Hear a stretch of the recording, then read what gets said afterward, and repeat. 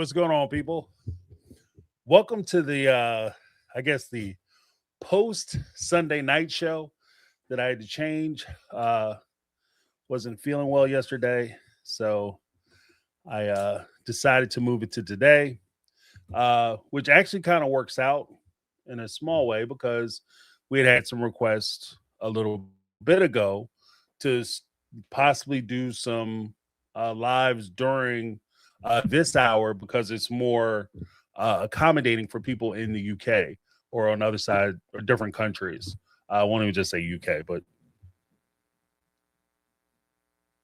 different sides of the country. They have an opportunity to actually participate in lives. So happy to do that. So your notes have been noted. Let me just do one thing real quick. Still a little jacked, but we are going to work our way through it because that's what we do. I don't know what the nanny does, but that's what we do. Before we get started, get too far down the rabbit hole, let me make sure you guys can hear me. You can see me. Go ahead, drop a 1 in the chat so that I can be sure I'm coming through loud and clear. Thank you so much, Lizzie B. I appreciate you. Yeah. So we can jump right into it, guys. Like I didn't plan on keeping you on. This won't be a 4-hour live or any of that foolishness like I normally do. Is that on me? What is that?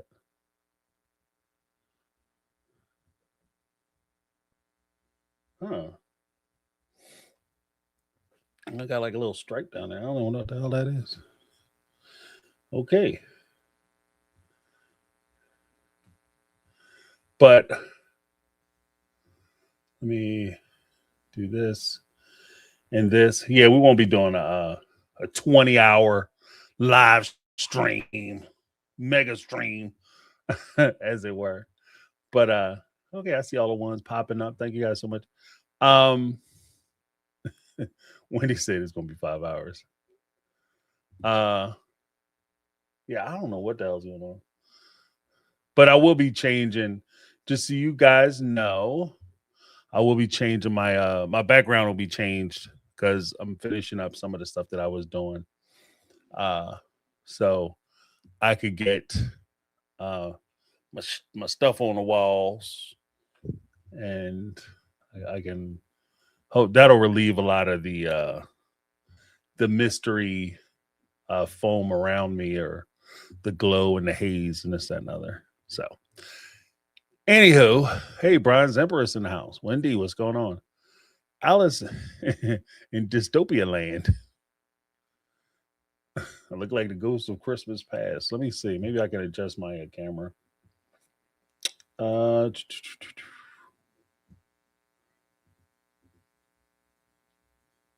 don't know what the hell is going on. Oh, you know what? Maybe it's this. Nope, that's not it either. Let me see.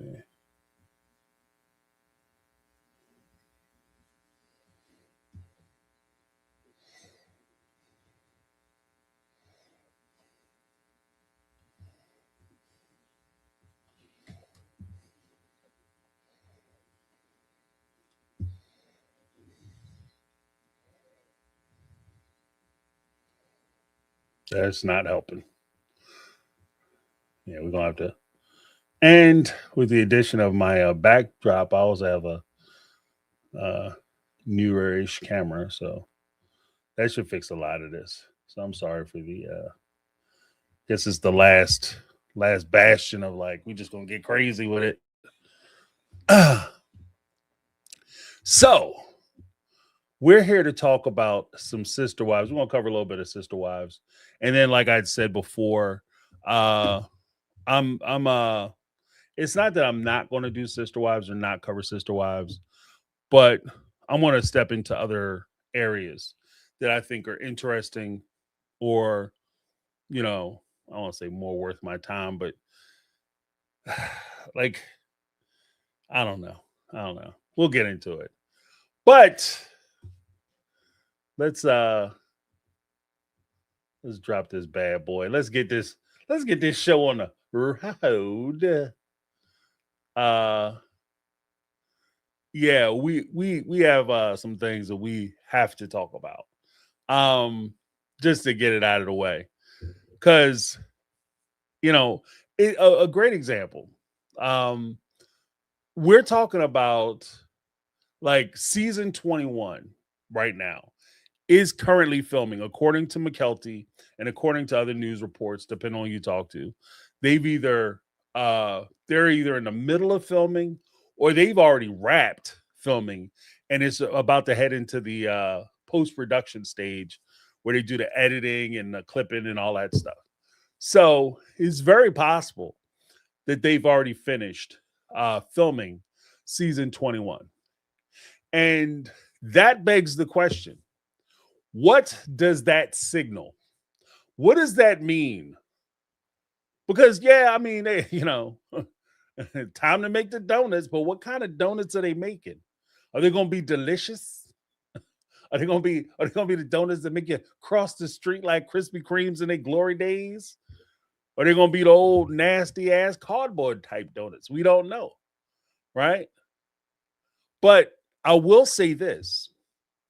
After the public backlash of the last few seasons, production is aware of how the fans feel about it. They know what our sentiment is towards the show. Because we've been like, I know I catch some shit for talking about the sister wives and this, that, and other, and my positions on it. And, oh, James, you have to love them no matter what they do. You have to, you never talk bad about them because that's not supporting them. Oh, hey, I caught shit. But that doesn't change the fact that in order for this show to continue, there are changes which are required. There are things that are going to happen that must happen in order for this show to continue. And it begs the question, does TLC's awareness of how we feel about a subject or subject matter change how they approach it?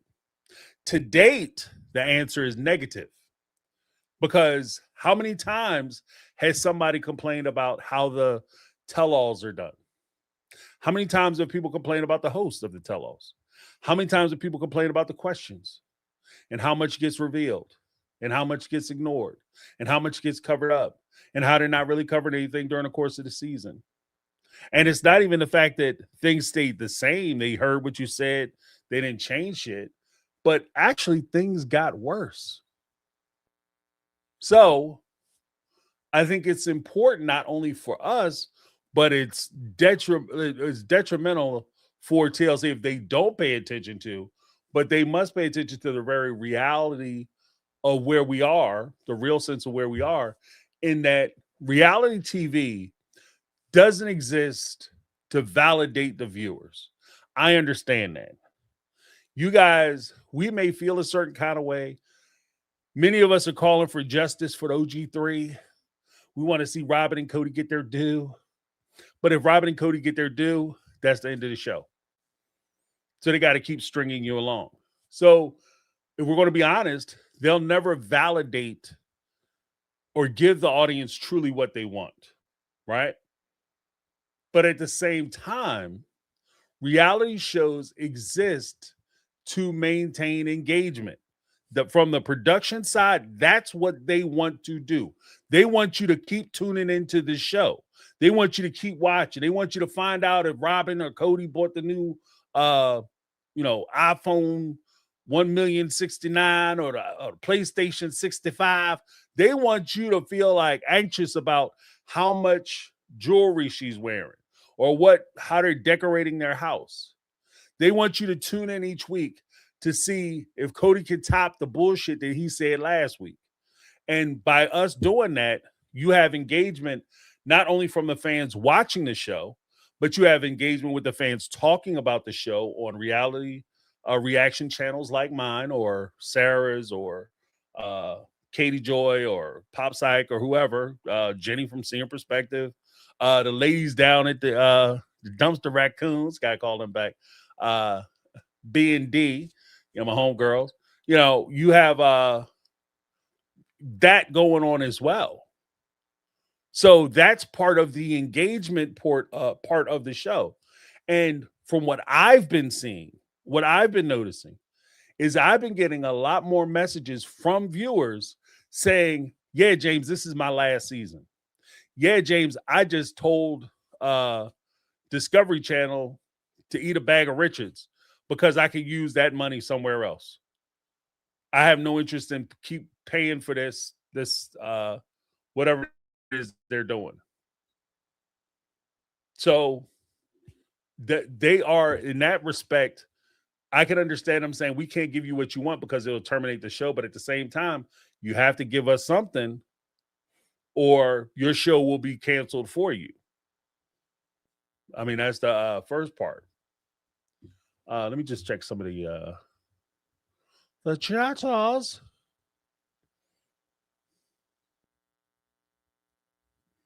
Yeah, yeah. Car Bear said, seriously, there are no topics. Not watching an Aurora wedding. I'm going to shop for my dress now. It's so pretty. And you get to stand there and watch Robin cry. It's like watching my daughter. She's all grown up now. I'm not, that's ridiculous. I have no interest in watching it. I mean, I'm happy for you guys. You want to get married? I'm not wishing bad on them at all. I hope Aurora and Brody get married, have a lovely relationship with beautiful children and the whole nine, but I don't need to see it. I have no real interest in seeing it. That's like when you get invited to an event from a friend of a friend of a friend or a family member who you haven't seen in like 20, 30 years. All of a sudden, like, you got to come to my event. Like, I don't even know your name good. Like, you know what I mean? Like, if they say your name, I'm waiting for somebody else to say your name to confirm to me that that's actually what your name is. But then you want me to spend time and money to come to this event. Like, I don't know. Just so I have, and it's not even that you care about me coming. You just want my butt in the seat so you can say you had 200-300 people at your wedding. You know what I mean? It's not even about me coming.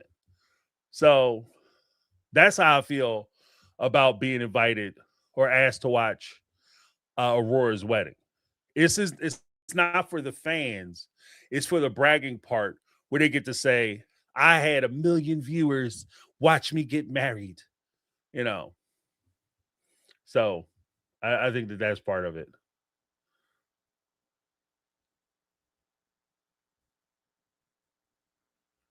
Yeah.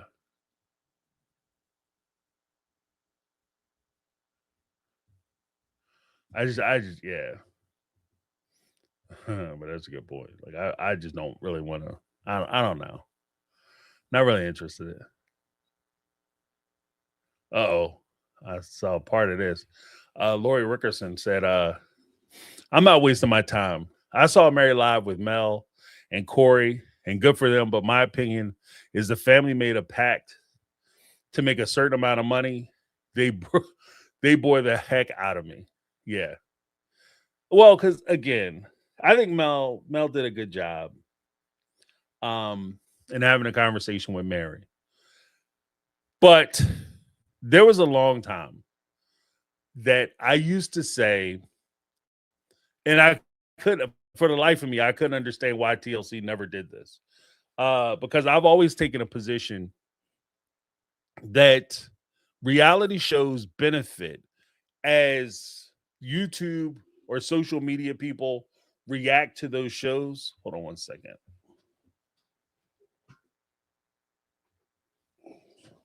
Yeah, social media people react to those shows. Uh we actually kind of drag the show along. So you'll have, for instance, uh Cody and Robin come out and say something ridiculous or crazy. And then there we are, right with them. Trying to adjust this a little bit. Oh, I don't know if I made it better or worse. All right. But we'll watch Cody and Robin come out and say something, do something. And then the season will end. And then we spend the whole time during the off season basically hyping the show. Right? That's what the reactors do. Like, whether we like it or not, or appreciate it or not, we're hyping the show for them. We're maintaining the interest in the conversations. We're keeping the audience interactions high. And then when they start the show back, the audience is already primed and ready to go. That's one of the detriments to them having shit seasons.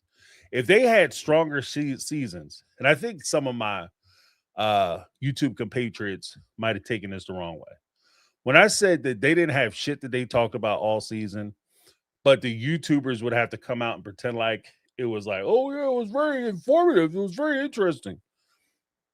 If you're a reaction channel for Sister Wives, you should not have to go back to season 6 when Cody and Robin were talking about getting a divorce from Mary. You shouldn't have to go back to season 8 where they introduced the catfish, or season 9 where they talked about the fallout from the catfish, or season 11.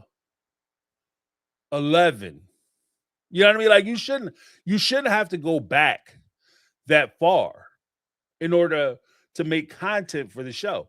In fact, we should be talking specifically about, like, for instance, there's only so many things you can talk about during the course of the week when Sister Wives comes out. So if Sister Wives airs on Sunday, Cody and Robin do a whole bunch of crazy shit, or maybe the OG3 do some crazy stuff, and you want to touch on all those points. It's so much information, you can't touch on all of them. So you touch on what you want, like maybe the big things or the things you want to talk about. But then at the end of the season, that gives you an opportunity to go back into the season to discuss or react to the smaller issues or additional issues that you wanted to talk about. Right? That's if you have a jam-packed, engaged, fully functioning season. The fact that they don't have that with reaction channels saying, all right, guys, we got to talk about season 21, episode bop, bop, bop. This is what happened. Let's go. Because you don't have that happening. Again, that lets me know dick happened during season 21. Pardon my friend. But nothing happened during season 21. Nothing happened. And that's why you have reaction channels having to go back and do rewatches this early.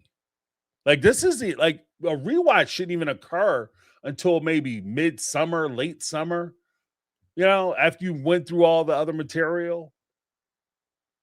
But it's just like kind of what they're saying. Like, a lot of people are saying it's just a waste of time. Because what we're watching, we're not even watching a reality show. We're watching home movies. These are straight up home movies. Hey, kids, come in, hug the kids, act like you interested in them. Then you talk about all the great shit you got going on. Tell us about your land, Cody. Yeah, we just bought a big ass house. It's amazing. It's big. It's huge. It's wonderful. We get a lot of work done, and Robin really likes it. I'm getting all the stuff moved in. I've already filled up 2-3 of the garages. It's incredible. Love the house. Yay. Yeah. Like, that's basically what we're watching. That's a home movie. That's not a reality show. So, as they mentioned, as Lori mentioned, she's not going to watch the show. She's done. And she's not the only one. Where's my... hold on. Here we go.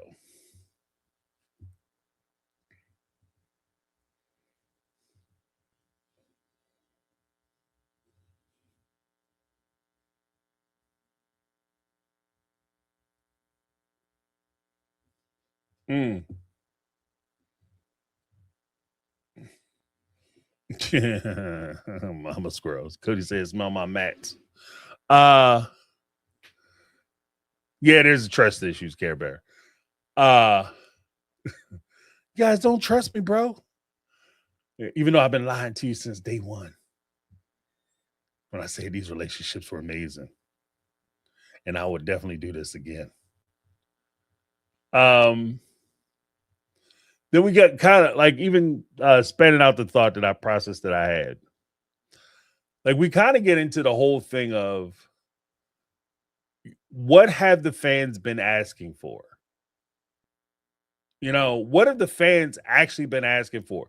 Like, we're not asking for a whole lot. Like, we're not asking that they go out and start banging it out on doing the no pants dance on TV so we could watch it. Like that, we're not asking they be that deep into their personal business. But what have we been asking? What we were requesting consistently? We've been asking for harder tell-all questions and real follow-ups. Stop letting them shape and create narratives or take the conversation where they want to take it. We want somebody who's going to hold them accountable. Play the part. You hired Suki. Like, I understand people are going to say, but Suki can't do it because TLC doesn't want her to do it. She'll get fired. My point is, speaking directly to TLC, you hired Suki to do a job. Let her do her job. If you're not going to let her do her job, why do you even have her on the camera? Why have her on the couch? Why not just let them come out and just say whatever they want to say, unchallenged, and then they just, okay, that's it, Cody. Thanks for coming out. And they could go. Right? I also want to see less narrative projection. I want them to stop trying to create narratives, create storylines, trying to push us into something that's unnatural. People can be very talented. Like, I remember we were on the Saturday call, the members call, and Local Arts Witch has these it's not crochet, I guess, or knitting. Like, she knits like figures, and I think there's a lot of stuff I think I can do, right? But I can't do that. I feel like Meatloaf. I can't do that. No, you can't do that. Like, I can't do that shit, right? So I always admire when people do stuff I can't do. And it doesn't mean that I don't have talent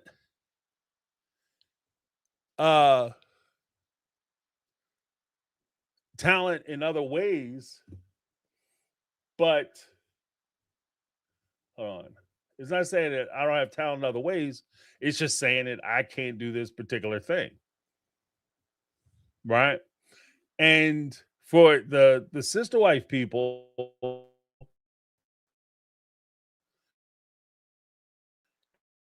it's kind of like but you're just not talented when it comes to creating storylines.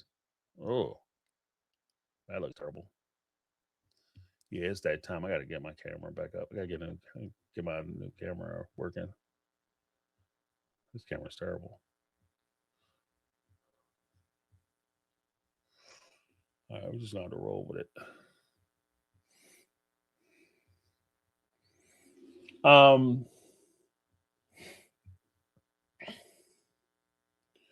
So yeah, I think it's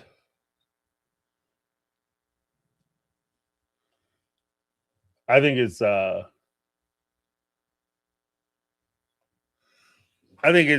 think oh, that is kind of crazy. I don't know what the hold on one second.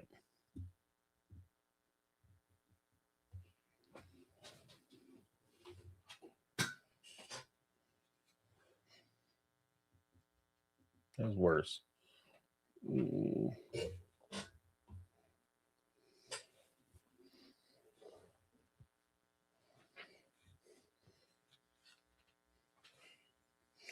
I don't know what's going on. It's my other light.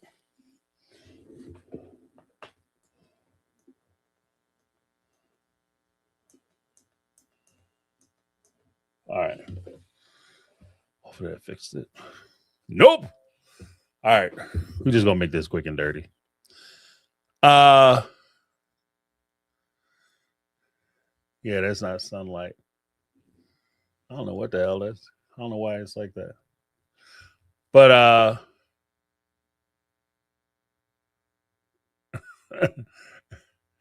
but the whole thing that I was saying was they have to stop allowing them to create narratives, because when they create narratives, they're not creating narratives that push the storyline. They're trying to create fables and tales of how wonderful and great they are. And the hero stories get missed because in order for you to be winning, you have to show yourself losing at some point. I'll just have to lock it in.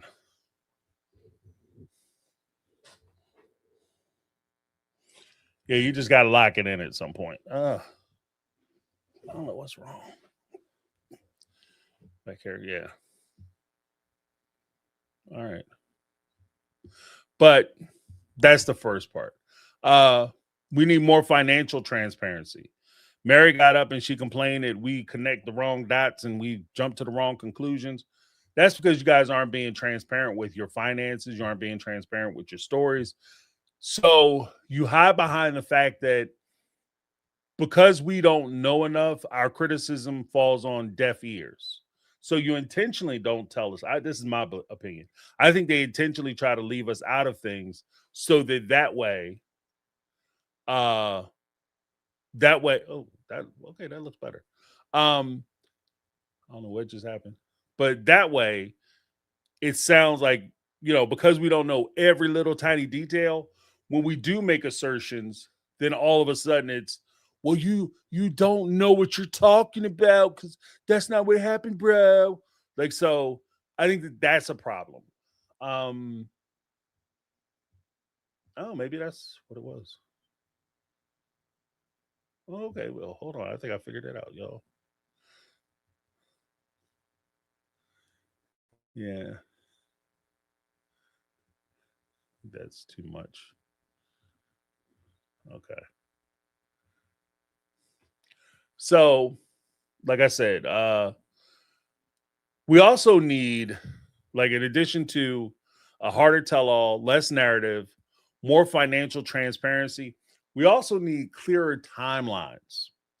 No confusing ass edits, no, like, they start having one conversation in the middle of the summer and then all of a sudden it's like snow on the ground, and then they back up by the end of the conversation, they back in the summertime, and then when they drive off, there's leaves falling off the trees. Like, stop doing that shit, right? Make the timeline consistent. You don't have to judge the story up. But a big part of that is also accountability instead of vague, like, healing language bullshit. Like, oh, we're better now. Oh, I'm not going to tell you what happened, but just know it was terrible. And now we fixed it and it's amazing. Like, tell us what's going on. Either tell us or don't tell us. And if you find it, your stack of don't tell us is much higher than your stack of willing to share. And when the things that you're willing to share aren't interesting, then you have to make the quiet evaluation to yourself as a cast member with integrity and as a production company with integrity of whether you want to continue the show or not. So, I mean, there's that. And a big thing, I kind of got into it with the whole heroes, villains, like how we're judging them videos, like a lot of those videos I did before.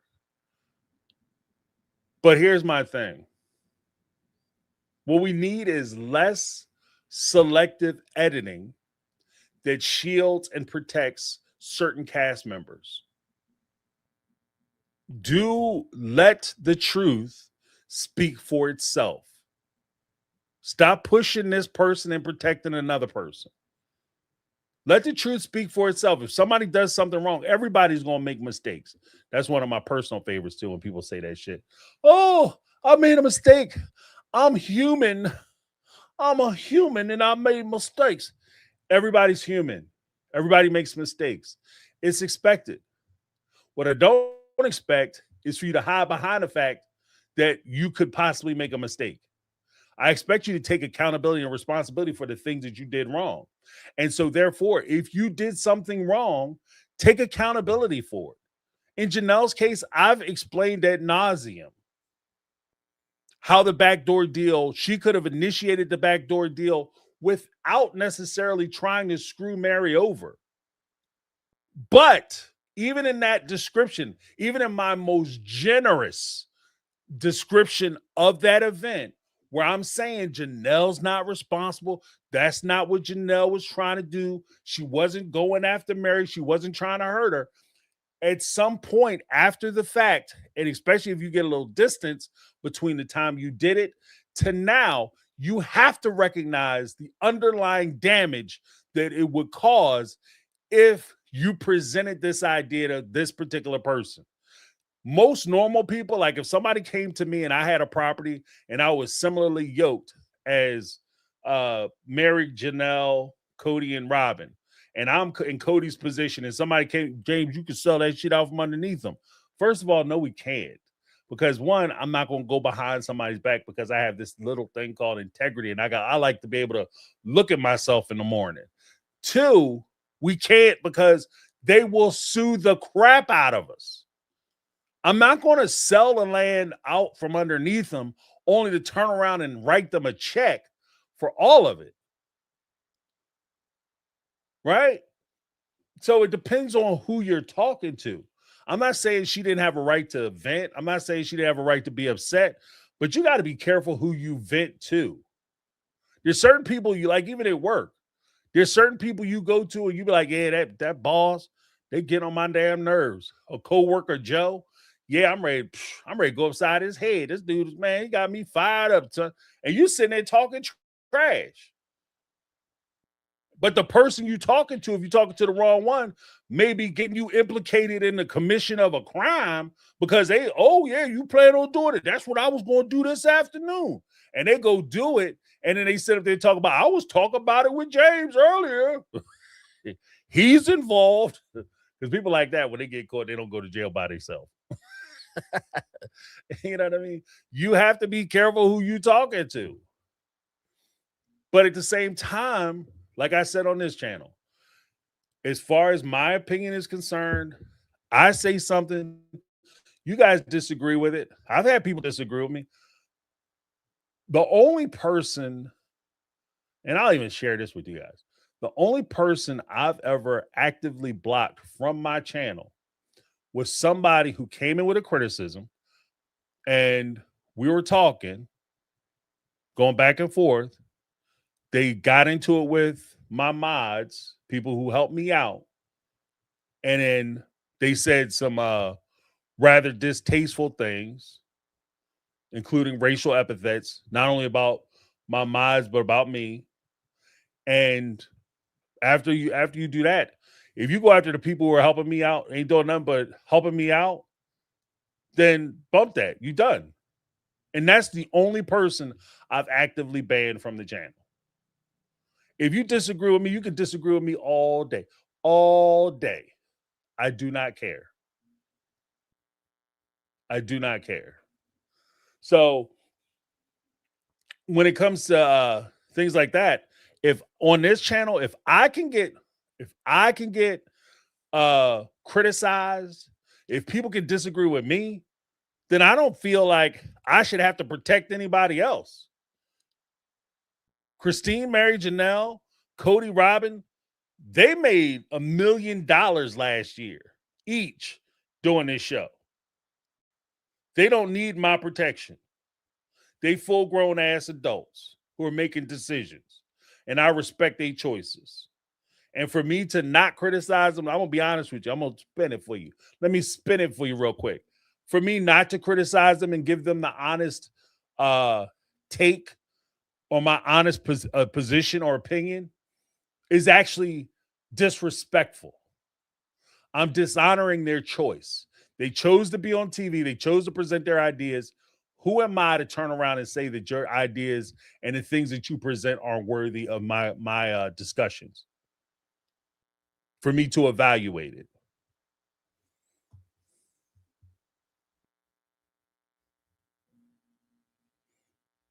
But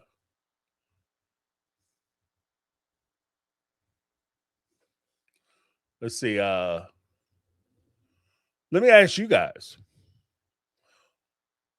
What's one thing you think the producers refuse to address?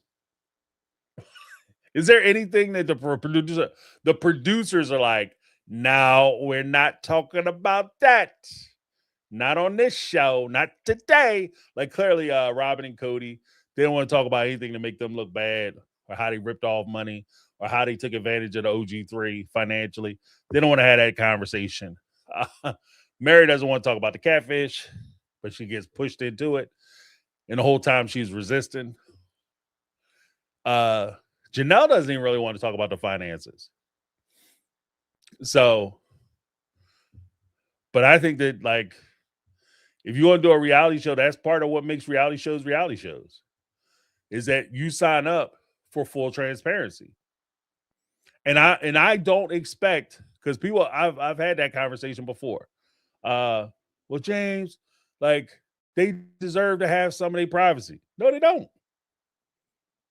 My opinion is if you sign up for a reality show, that's what you signed up for. You signed up for people to be in your business. If you notice on this channel, there have been things that I don't talk about. One of Christine's kids got in a car accident and they were a part of a litigation. I could talk about that extensively. I did personal injury work.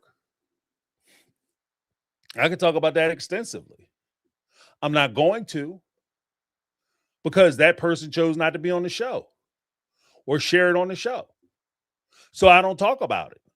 I don't talk about people's weddings. I don't talk about them getting pregnant. If they're not on the show, another one of Christine's kids who's not on the show had a baby.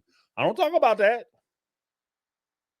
I don't holler their name out and push them through, because if they don't want to talk about it, I respect them enough to let them keep their privacy. But if you sign up for a reality show, that's part of the reason why you get a check. It's just like when I was a kid, they had this guy named Evel Knievel. Evel Knievel used to get his motorcycle, and he was a lunatic. Like Evel Knievel was crazy. There's stuntmen and there's Evel Knievel. He was a straight lunatic. His theory was he would get to the top of the ramp. He'll walk the runway, get to the edge of the ramp, do like that. And that's how he would judge whether the ramp was straight or not. He didn't take in wind velocity, distance, speed, none of those calculations. He just said, I'm gonna get on my motorcycle. I'm gonna pull that throttle as hard as I can. I'm gonna try not to fall off. I'm gonna jump off this ramp over whatever I'm trying to jump over. And then I'm gonna try to land my bike on the other ramp. That's basically his whole thing. Now, if Evel Knievel ever came out and said, you know what? I don't want to jump my bike no more. Because I don't want to do wheelies. I don't want to jump my bike no more. I don't want to do stunts anymore. Okay, then we're done, Evel Knievel. I'm no longer watching you, do your thing. I'm not going to watch you ride horses or garden for 3 hours. Excuse me. I want to see you do the thing that you said you would do. Not everybody can do what Evel Knievel. Nobody can do what Evel Knievel. Nobody should try to do what Evel Knievel did. And I accept that. I ride motorcycles. I remember I had a Gixxer, I had a GSXR, Suzuki, a sport bike. And I remember there was a guy who was like, oh man, throw a wheelie, pop a wheelie. No, I'm not doing that. You know what I mean? Because I respect the road. I respect my safety. This is a parking lot. Somebody pull out in front of my bike or I lose control, I'm going to run my bike into somebody's car. I'll get hurt, killed, and I get nothing for it. It's dumb. It's a stupid thing. I'm not doing it. right? Just because I have a thing don't mean I got to show it. And just like these people, just because you lived a polygamous life or you live a certain lifestyle, you don't have to show you don't have to be on tape showing your life. But if you choose to do it, like if I'd have chose to rip a wheelie and it went good, I can't be mad if everybody gonna talk and stand there and clap or whatever. Just like if I rip a wheelie and I go in the back of somebody's car, I can't be mad that people gonna talk and laugh and clown me for crashing, trying to show off doing a wheelie. You put yourself out there like that, that's part of the deal. I'm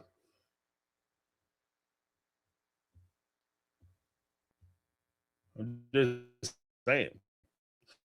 Yeah, and say I want to know the real reason for all they moves. You know why they move. Robin was like, let's go. Because like, yes, boss, yes, boss. Y'all pack y'all shit, pack y'all stuff up, winches. He moved his whole family at the drop of a hat because Robin wanted to. That's awesome. I mean, it's not awesome, but it's dumb as hell. It's amazing. That's what I watch. Because I've never seen somebody, I've never seen women who are so pliable. I guess is a way we'll say it. Because I can imagine if I went in, and I live a monogamous lifestyle. If I went in with my wife and I was just like, bae, I got an opportunity. We're moving to New York City. We're moving to California. Somebody hit me up and it just seems like it's going to be fun. You're going to leave everything you have here. We're going to go out there. And then she say, why? Because I said so. At that point, it wouldn't matter whether I'm going to New York, California, whatever. I know I'll be moving out of here by myself. Like, hey, we don't live together no more after that conversation. Like Cody coming in, that dude say some old wild shit. Where we go one, we go all. But my kids getting scholarships. I don't give a shit. They moving too. Why can't they stay? Because the family got to stay together. Because otherwise I look like a bad parent on my TV show, even though I don't never see them kids. And I was like, okay, that's why a lot of us were watching this reality show. Because we're not familiar with people like that. So, and like I said, I mean, I guess strength comes in many different ways. And I would say that a lot of the women that I've hung out with or known or surrounded myself with or associated with were uniquely strong women. And so a lot of that would never have flown for most of the people that I would know or associate with. Hey, Megatron in the house.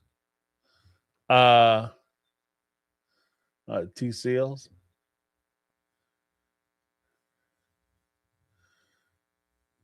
Yeah.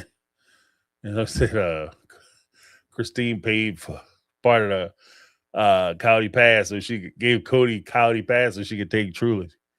No, I agree with that. That was her bribe because that's all he was really worried about at the time. And as far as Truly was concerned, he was more worried about his child support obligation than actually seeing her or being a part of her life. Which is a great way for you to get jammed up even harder for your child support stuff or your visitation. So good job, Cody. Good job. TLC Pattern, do they ever actually pivot? Like when we watch their shows, do they ever actually make those changes? I've seen TLC shows evolve. I've seen TLC shows change. And they've always changed for the worst. I mean, they'll start off one place like 90 Day Fiance. That started out as like people who are having international love connections, and they decide that they want to get married and move the person here. And they were both committed to the marriage and committed to building a family, or at least that's what they were saying. Sometimes the foreigners were more committed to coming to America, but whatever. And it went from that to the current format of 90 Day Fiance is I want to be a social media star, and this is my pathway to do it. So I'm just going to find somebody overseas, or if a person comes from overseas, that's what they do. And then all of a sudden they just launch a Instagram account and try to become a brand ambassador. That's all 90 Day Fiance is now. It's just it's a doorway for them to become brand ambassadors on the internet. So I have seen where they changed. But you know, the tell-alls, historically, they've gone from like what's happening, what's going on, hey, let's have interaction with the fans. That was a change. Then it changed again to let's do these season recap marathons where we're going to talk about what happened during the course of the season. Then it just basically became I'm showing up. I'm going to act like I'm being forced to do it. I don't want to do it. I don't want to be here. I don't want to participate. And I'm going to give you bare answers, like barely answers for the things that you inquire about. And that's the attitude that they walk in with. And if that's the attitude, I don't know why you're letting them participate. There's been a huge shift in the avoidance of direct confrontation. Like Mary had the instance where she met with Cody, where she was saying things during an apology tour that she had never uttered during any of her time on the television show. But even with that, and that was probably the most hostile anybody had been with Cody for a long time, if at all, right? There are probably a few times I could point out when they were on the couch and somebody said something a little rough to Cody. But that was probably the most strict somebody has ever been with Cody. And if we're going to be honest, because I like to be honest on the channel, guys, if we're going to be honest, Mary did a good job. And I'm not trying to diminish that. But if we're going to be honest, Mary didn't go nowhere near as deep as she could have. She could have went. Mary could have. She could have worked my man like a part-time job out there on that damn park bench. But she didn't. She gave some pushback. She cut Cody off on some things. She denied him the opportunity to reframe or shape certain arguments for sure. But Mary did not go crazy. That was not a, ooh, Mary, what the old Mary? You different, girl. It wasn't one of those situations at all.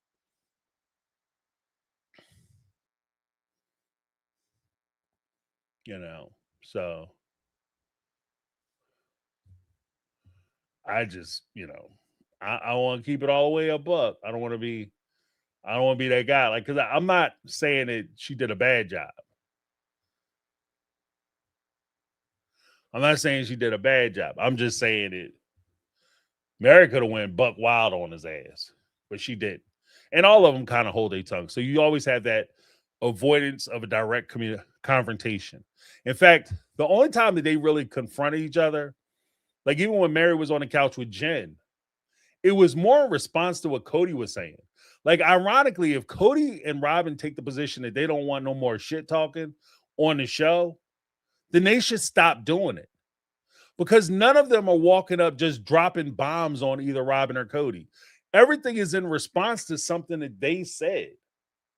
And that's what opens the door for these women to come back and say something a little rough.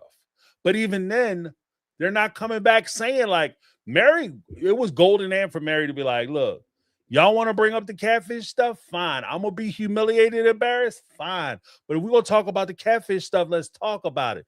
Why don't I trust Robin? Because it was her damn friend who brought this person into my situation. It was her friend who vouched for this dude. When I said in season 9 that, oh, I'm scared, or no, it was season 8, because she was revealing to season 8 and 9, actually. But she was revealing to the family that she was scared about this catfish person because they started out as a friend. Then all of a sudden, she's afraid that they're watching in the house and she's trying to protect the family because they're coming after the family too, because they got the house bugged. Like, they didn't have the house bugged. I was having conversations with Robin and she went right back and told this dude what I was saying. That's not Robin going to talk to, because I want to cut through the dumb stuff. That's not Robin talking to her friend Kendra and then Kendra going back and reporting to the catfish. That's Robin talking directly to the catfish. If I have a conversation with you and that conversation ends at 4:05, by 4:30, the catfish is on the phone with me, balling me out based on a conversation I had with you 20 minutes ago. That's not you going back calling somebody else and having a conversation with them, relaying that to them, and they tell the catfish. That's you. And if Mary wanted to be confrontational, that would have been a confrontation I think would have been worthy. If I want y'all gonna keep dragging me up, my mistakes up, you gonna keep trying to make me look like a fool, you gonna try to make question my value and my morals, then we all getting in the same boat. Let's do this together. We're gonna do it all at the same time.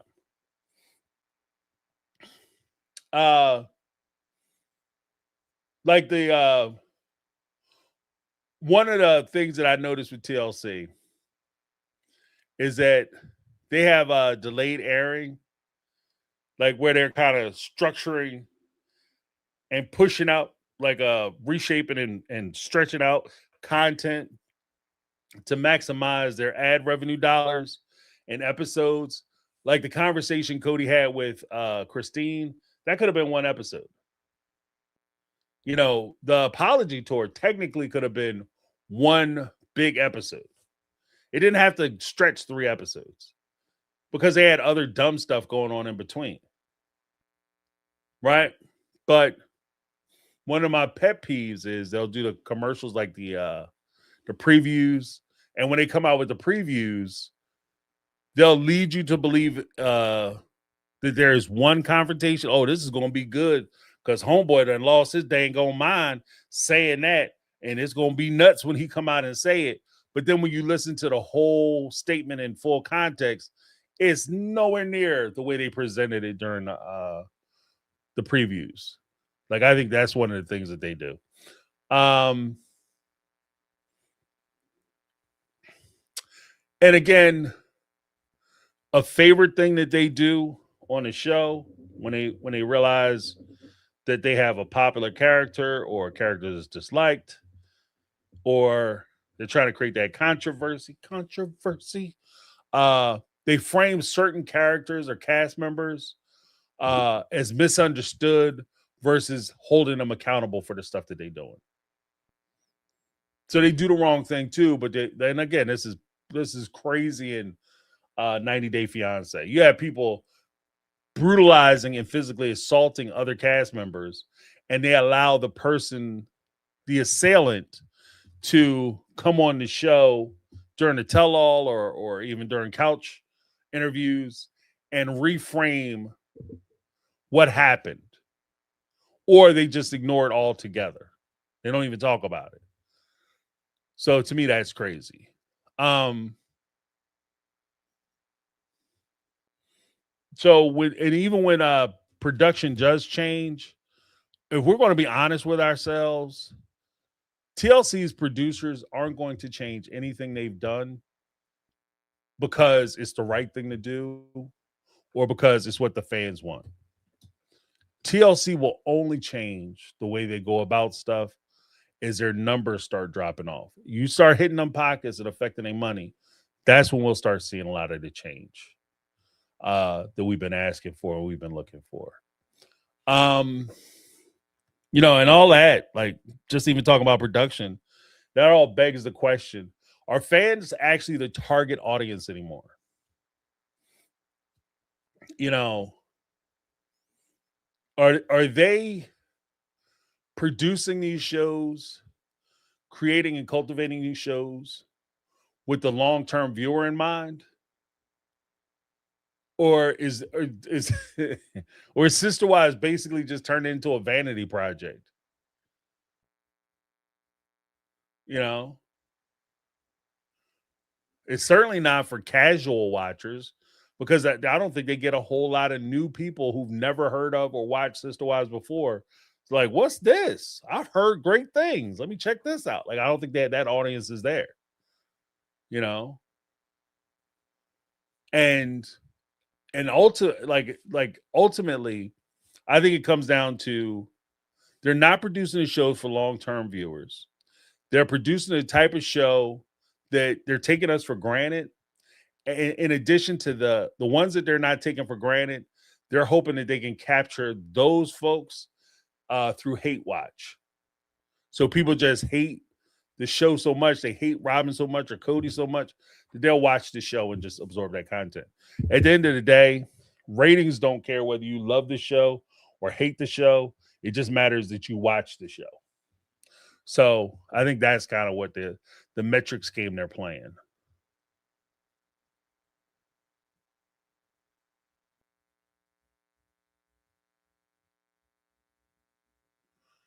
Uh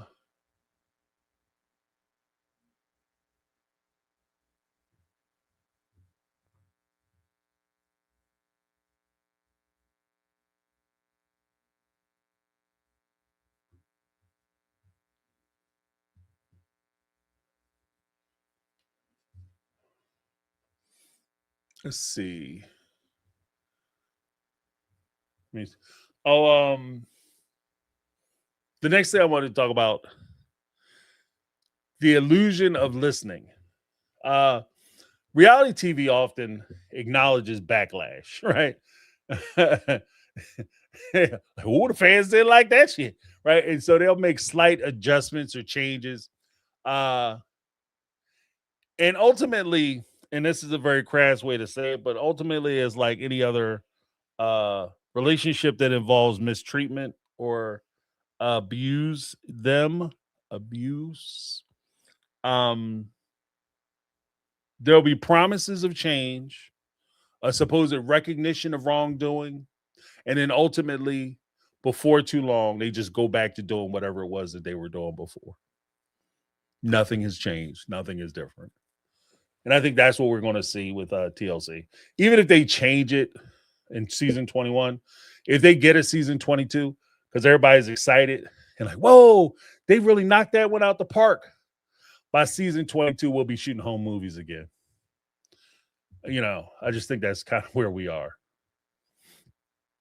Uh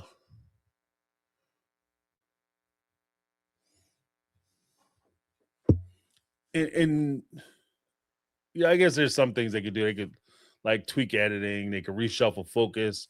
Uh do they like they could stop with some of the side storylines that really have no depth or information towards what's going on with the characters or cast members. Uh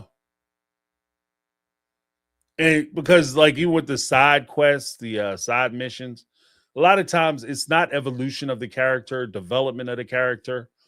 It's just a distraction. So that they, it's a distraction one, and it's a space filler. It's just a way for them to say, we just did 21. We have 21 episodes. It's amazing. But for like 19 of those episodes, you didn't talk about anything. Or you talked about talking about how you felt when you talked about not doing anything. Like one of those situations. So we'll run through this last little section I had kind of thought about. But I guess ultimately, what would real change look like? And have your viewers define it. Like, what do the viewers think? Like, for instance, independent moderators at tell-alls. Fact check them. Fact check at tell-all. Like, I think was it Jubilee? They do that. They'll have like a little checkbox screen where somebody will make a statement and they say, "Oh no, that was some bull stuff." Doo-doo. And they'll put the fact check. That would be interesting. Or a fact check segment where Cody and Robin or any of them come out and make a statement, and they go through the files or whatever.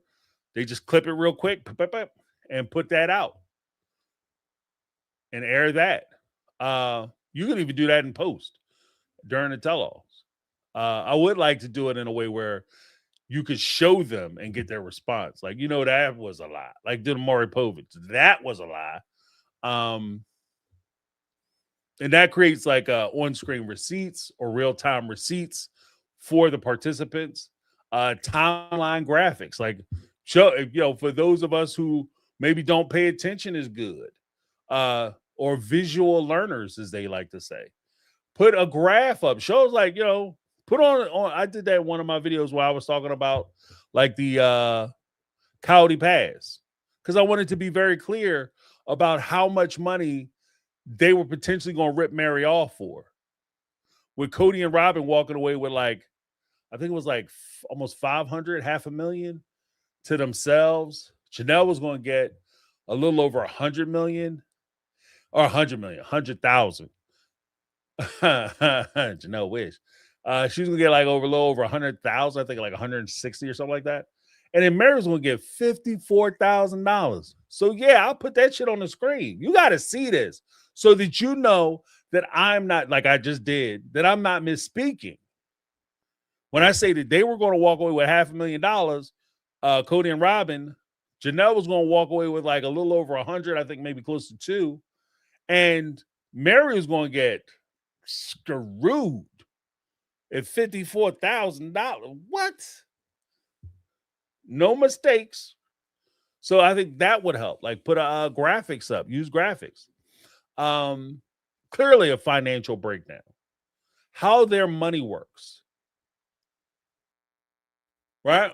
A family fund, who had access, how many times did they look at the family fund? If you see, like, even if I trust Cody, I trust the process and the system. But if every time I ask for something, I have to fight and struggle with you because I want to get my kid, I made $1 million last year. And for once, I want to get my kid Golden Grams or Honey Smacks instead of sweet and wheat puffs in the no frills section of the supermarket.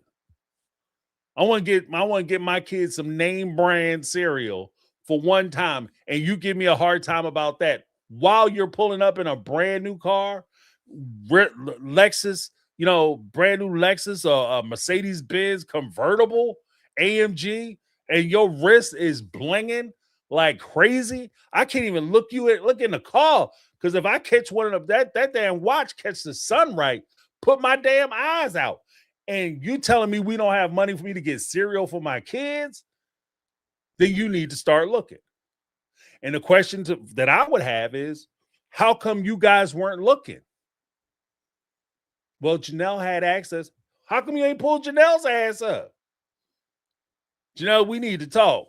We need to go down the bank, me, you, and I need you to get the receipts, get some bank statements. Because and I'm not even talking about, have them send me a email with the bank statement. No, I want them to print them shits out. I want to walk out of there with a binder. We killing some trees today, Jack, because I need something in my hand, something I can run a highlight over, because I need to understand what's going on with this money. How the family funds work, how the depreciation of family funds happen. How did the family fund get broke down? What was the purpose of the family fund? Why are we saving money and we don't never have nothing in savings? Let me say that shit one more time. Let me say that one more time. How are we saving money and we don't have anything in savings?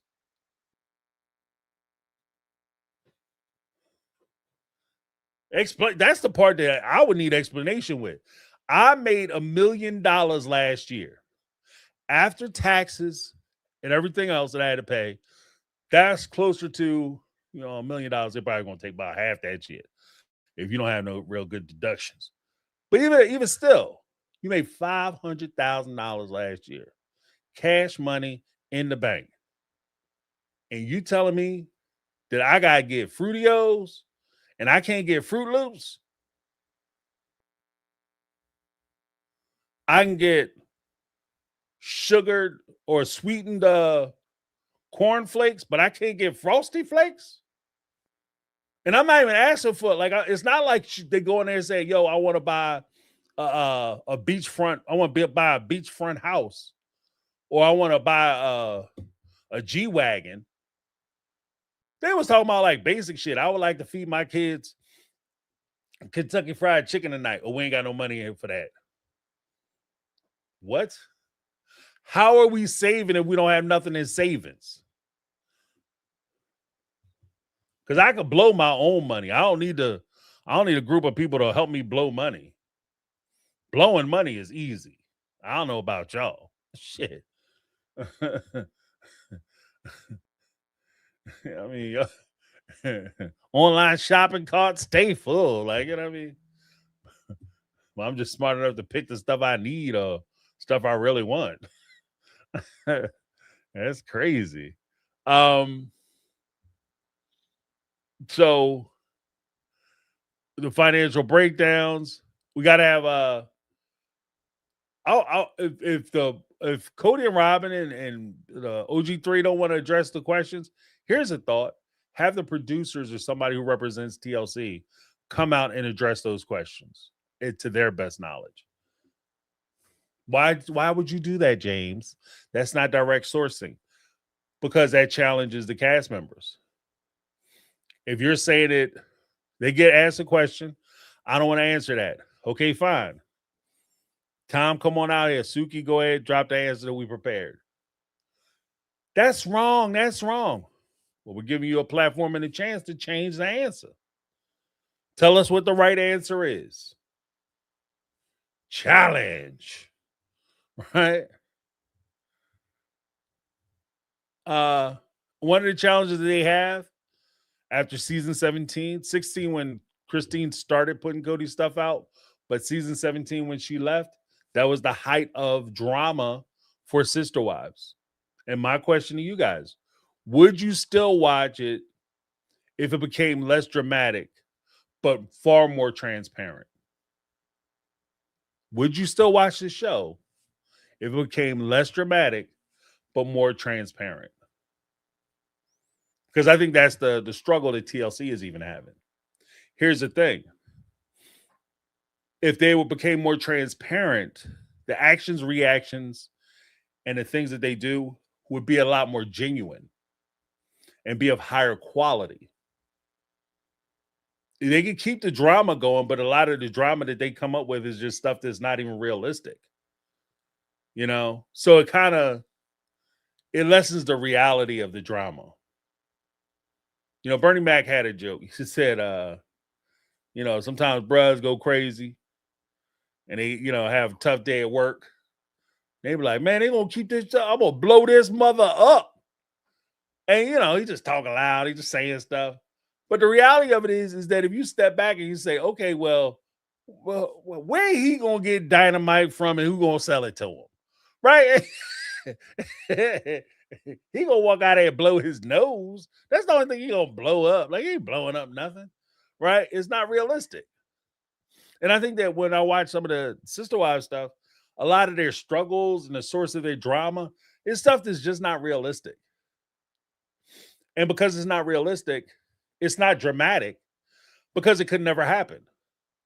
Or, as I talked about previously, there are no stakes in those conversations. There's zero stakes. Like, what are the stakes? The stakes are, if this goes one way, my life would drastically improve. It'll be different. If it goes another way, my life is ruined, if not over. Those are stakes. Every good movie you watch, there are stakes involved. But in order for the stakes to be realized, the stakes actually have to be possible and they have to be realistic. And I think that trading off for higher drama, less transparency, less realism, isn't you making a better show. You're actually making a weaker show.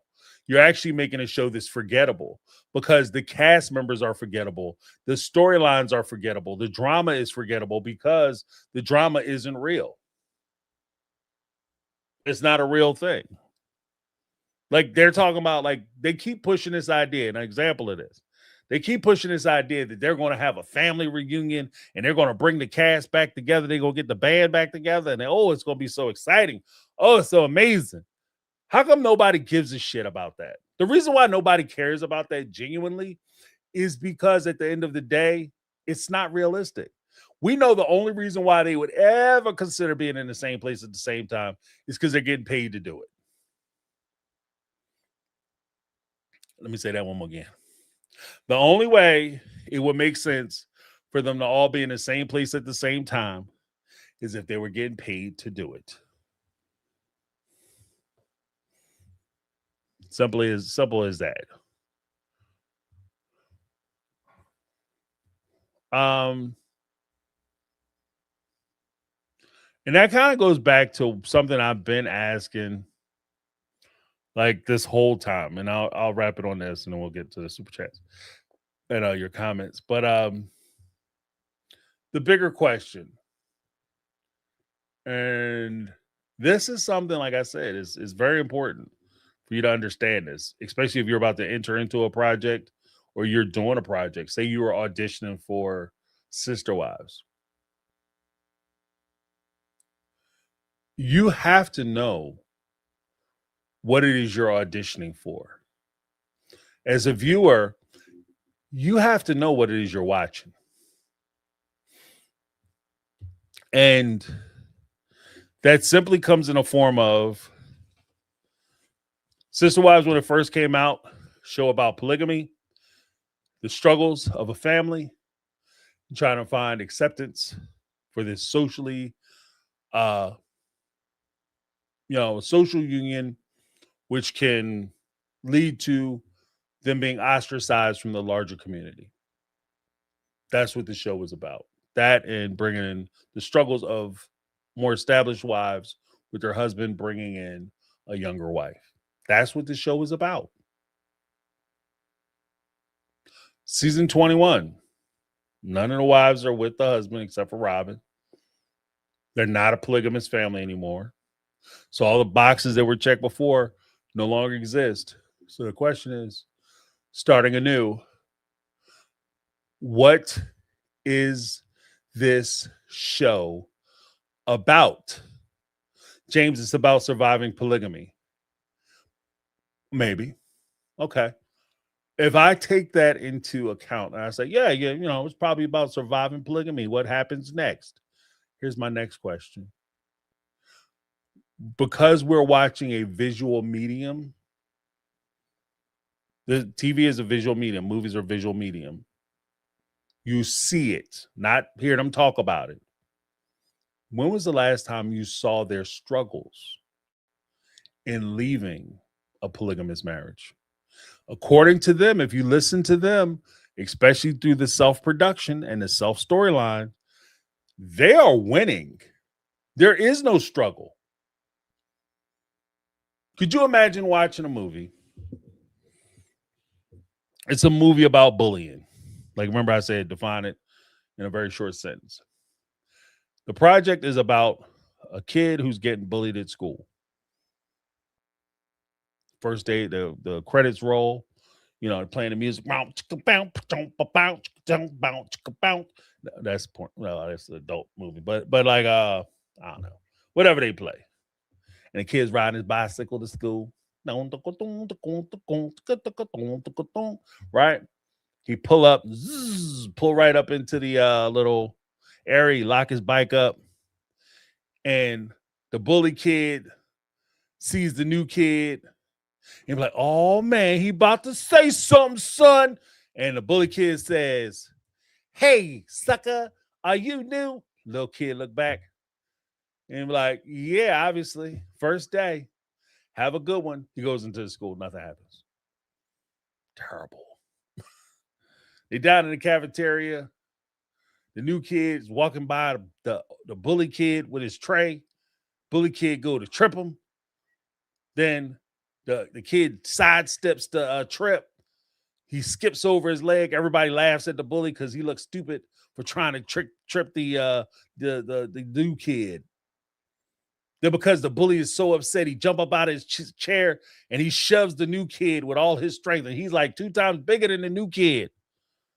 But he didn't know that this kid has been studying Brazilian jiu-jitsu since he was 3 years old. So the new kid turns around, slaps him in a full Nelson, take him to the ground with a double leg takedown, gets side control, crawl on top of him. Then he starts ground pounding this dude into oblivion.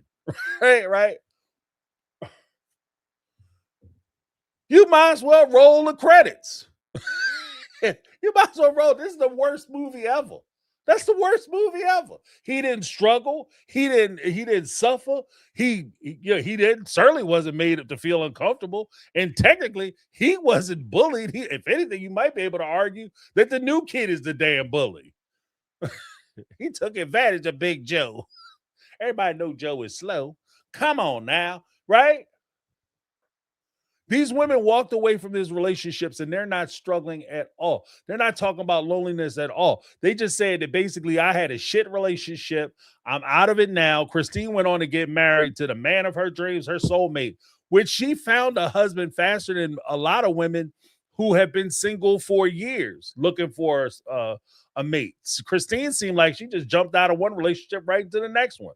That's not losing. That's not struggling. That's not life after polygamy. Oh, it's just lovely. Mary said that she happy as hell. She down there with her friends living her best life. She just doing what she want to do. She's a globe trotter. She's traveling everywhere she want to travel. She just decided she was going to redo her whole business and her building. Oh, Mary living lovely. Then you got Janelle. She just moved in with her daughter. Oh, she was struggling. She was trying to figure out what she was going to do. Janelle got paid a lot of money. She just sold this land and she turned around and bought 159 damn acres of land. 154, I think, actually. 154, 156, somewhere around there. Down in North Carolina, and she's starting her own business. Where's she suffering? Where's the struggle at? Where's the survival part?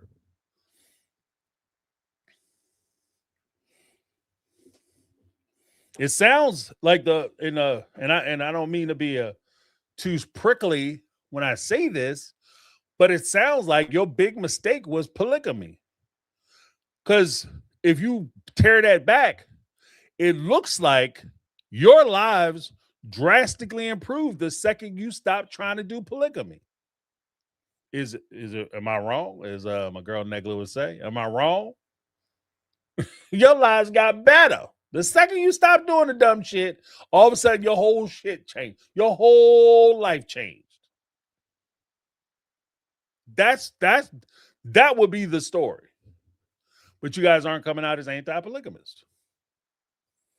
So that won't work either. So what is the show about? They're going to have to define that. Then finally, my observations, although it's directed towards and refers a lot to sister wives, it's not limited there.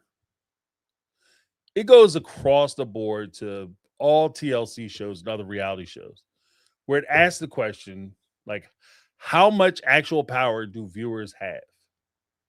Whether networks respond to outrage or they exploit it. You know? Or are we part of their machine? They put out content which is completely ridiculous and outrageous, and we lose our minds about it. And whether we love the project, hate the project, despise the project, wish the project would get canceled, as long as we're tuning into the project, TLC getting fold up money. They get to put in their pocket. And you think when they go down to the car dealership and they putting that money down on a new Lexus truck, do you think the guy's going to ask them, did the audience appreciate how hard you work for this? Nope. As long as that check clear, they don't give a shit whether they got paid because you love them, like them, hate them, or whatever. So that's the important thing for them.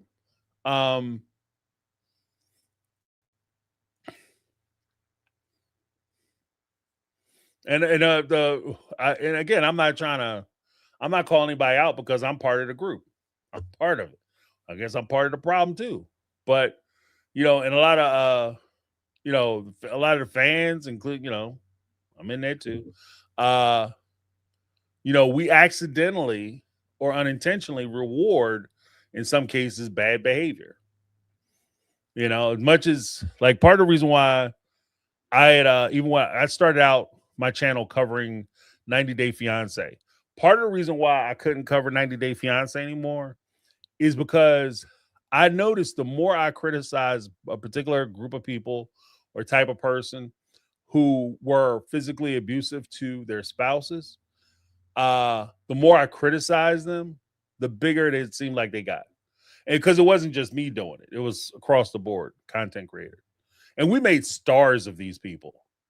So not only were they kept on the shows in which they were committing these offenses, but they had bigger time slots on these shows. They went from one variation of 90 Day to the next one, to the next one, to the next one, to the next one, to the next one. Because TLC understood that as long as this person appears and they keep acting up and acting out, people are going to watch the show. And ultimately, that's all they really cared about. So, I think that's one of the big things that they had to focus on, as we talk about it. But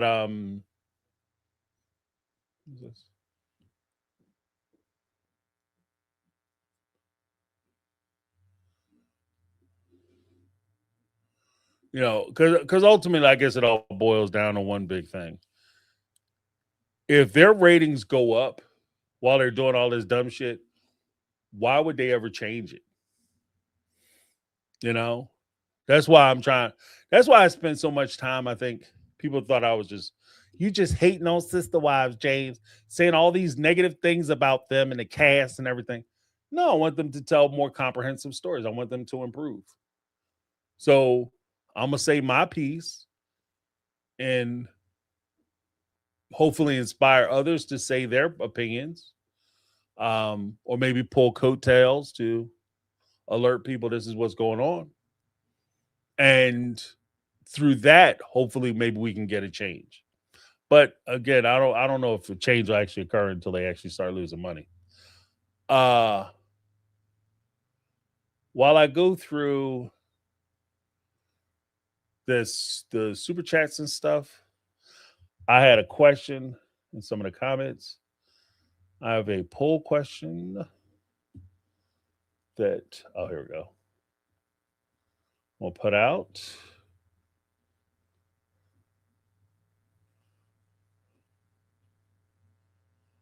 I'm gonna put a poll question out. We're gonna go polls. We're gonna go old school. Old school, new school.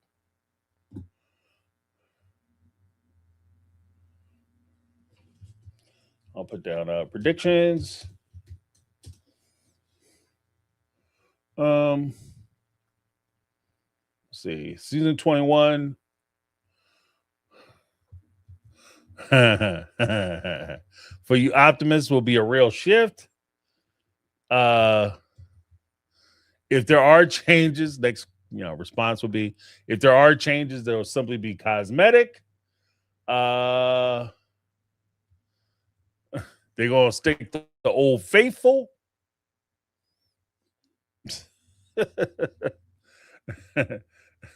And just keep doing what they do.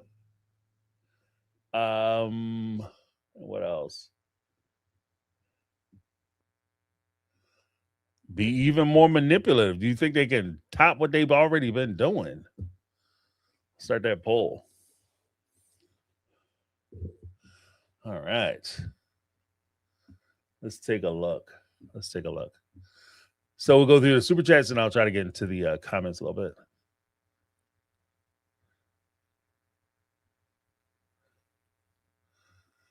All right. So we have Negla3. She gifted One My Take on Reality membership. Want you to join on Saturday when we have our roundtable. Thank you so much, Negla3. Let me give you a little something. Negla be in the cut.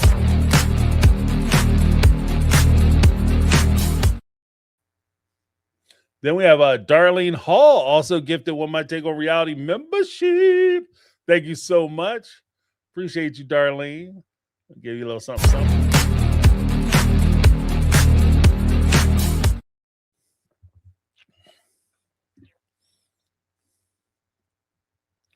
Then we had Just Scrapping in the house with the $9.99 super chat with the Judge Boyd the Judge Boyd picture. Gave a $9.99 super sticker. I'm sorry. Yeah, Judge Boyd is tough, but she's fair. She's a judge out of Texas. Yeah, I watched a lot of her stuff. She's yeah, she can be tough. Don't be committing crimes in her area because she will put your ass in jail. I've seen her reject plea deals. So she is the one, but she's fair. She's fair. If you go, as long as you're respectful, you go in, you're honest and stuff, like you get a fair shake with her. I haven't really seen anywhere where I was sitting there saying like, holy shit, this is criminal, you know, on the bench. I've even seen where she's allowed attorneys to crazy overstep, and say things to her. And if she was like half the judges, like, in places I've seen, y'all talk that shit. You better have a toothbrush because you be spending the night. Call your wife, tell her to cancel dinner or get some takeout because you're not gonna be there. You know what I mean? Don't bother getting you any food because you're gonna be eating cold bologna sandwiches and drinking tea. or bratwurst, whatever they have in your particular prisons. But thank you so much, Just Scrapping.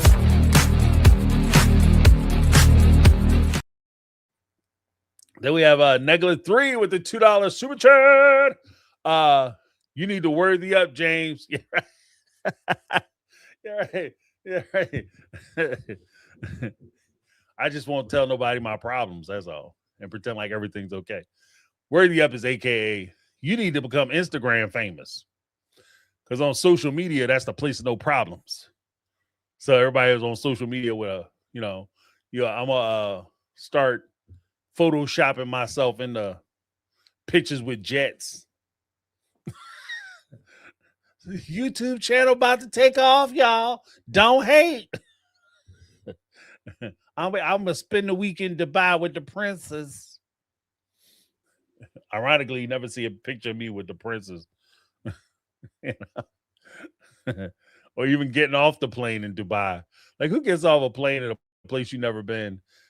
And you'll take a picture of the wing when you're flying in the air, but you don't get off the plane and turn around and take a picture of yourself in front of the jet with the backdrop of the city.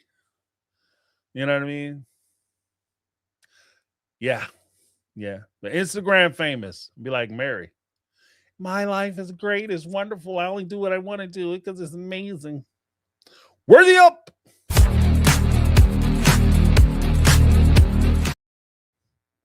Just scrapping. Member for 3 months. What? I had a nightmare last night. I was sitting on the Tell Nothing couch with Robin talking about our American Girl dolls. I woke up saying, why? Yeah,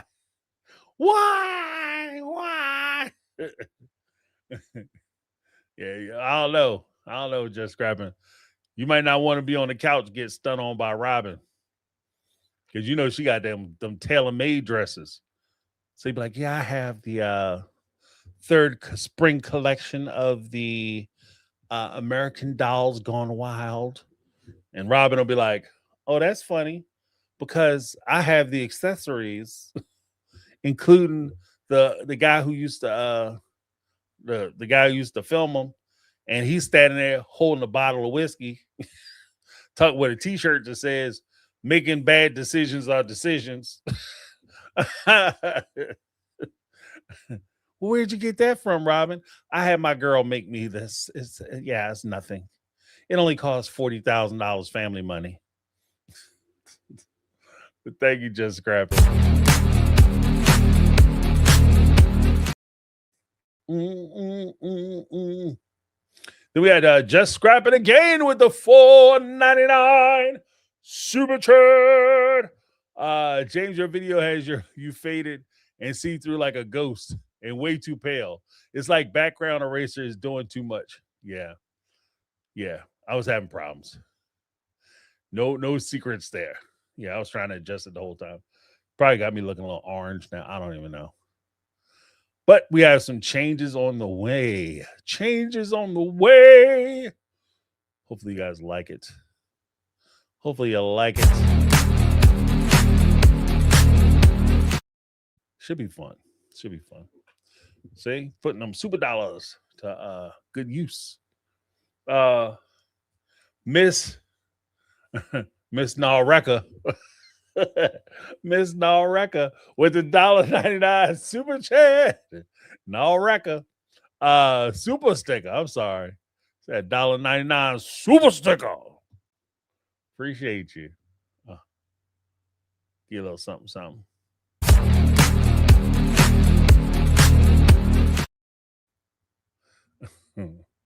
Darn the jam. Okay, jam. Oh, jam.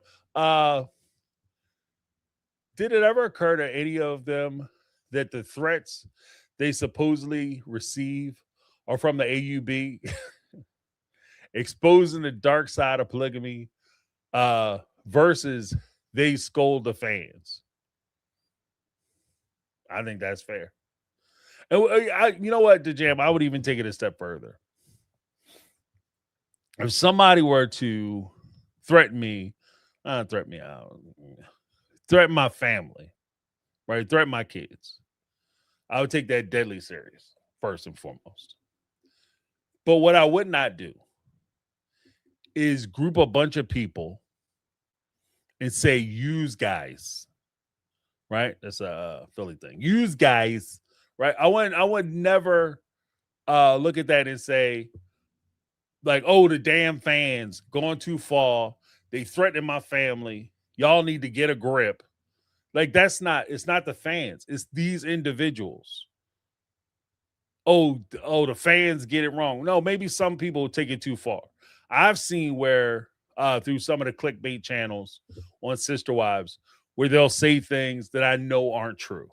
You know, Cody and Robin just lost $5 million to Janelle and Mary, and they have a picture of Cody and Robin coming out the court crying, and then Christine, Mary, and Janelle on the side of the thumbnail laughing, talking about, yeah, you know, and it's all clickbait and it's not true because I watched the show and I know it's not true. Right? But to take that video and then say anybody who produces content about Sister Wives has it wrong because this person has it wrong makes you disingenuous. And it makes you incredible to the point where I can no longer trust anything you say. Because you can't even come up with an accurate description as to what's going on in a situation that involves me. So why would I believe you about other things? So I don't like that part of it, especially when they come out and they try to besmirch or shame fans or people. I won't even say fans. I feel funny saying fans. When people come out and they're supporting somebody whom they believe are the victims of abuse, and they're supporting you, and your response to their support is, mind your business, you got it wrong, don't talk about it anymore. Right? I understand that there are some elements to where there's deniability. You don't want to accept that this is what's going on. You want to protect the person who is doing it to you because that's just part of the psychology of it. I get that. But if they're telling you and telling you and telling you, and they're taking a risk in telling you, and you're not only saying, like, look, guys, my situation, I am okay with it, or I'll take care of it, whatever, but your situation is to attack the person who's trying to help you, then it just becomes harder to swallow. So I think that's kind of where I draw the line on some of that. But that's a good point. I never really considered AUB might be doing it. Yeah. Because what is the possible outcome? They come off the show and they don't want them on the show. I mean, that would make sense. But thank you so much, DeJan.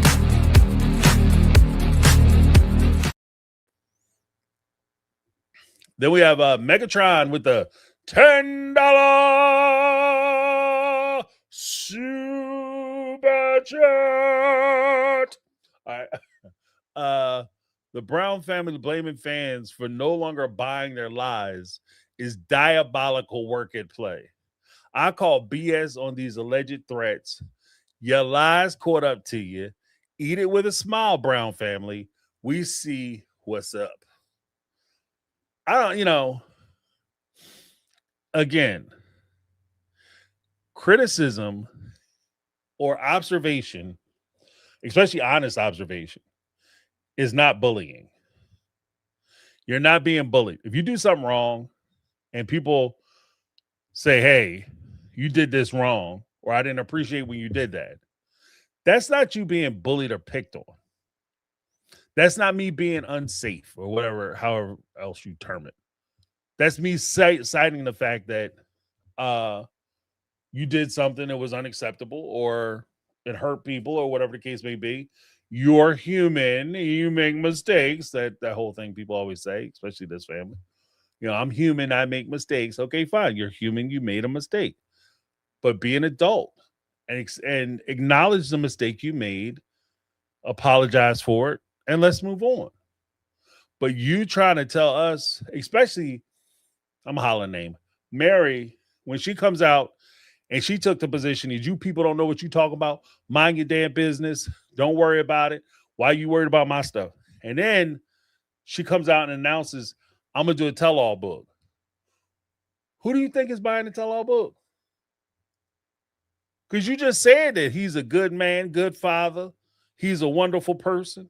Then you're going to come out with a tell-all book that the only way that book is going to sell is if you bashing Cody's ass and Robin's ass. And you already on tape telling people, not only telling people that they good people, but you telling people to not come to you and talk to you about them. So I'm going to buy a book so you can talk to me about them. I mean, make that shit make sense. I'm merely asking a question, asking for a friend. But thank you, Megatron.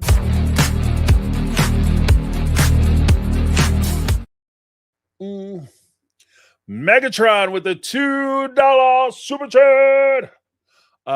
What does the Brown family do? Put this on your shirt. Yep. Yeah, I'm taking steps now. I'm be coming out with some apparel, some my take on reality apparel. So keep an eye out for that. We're making that happen, but just have to finalize a couple things.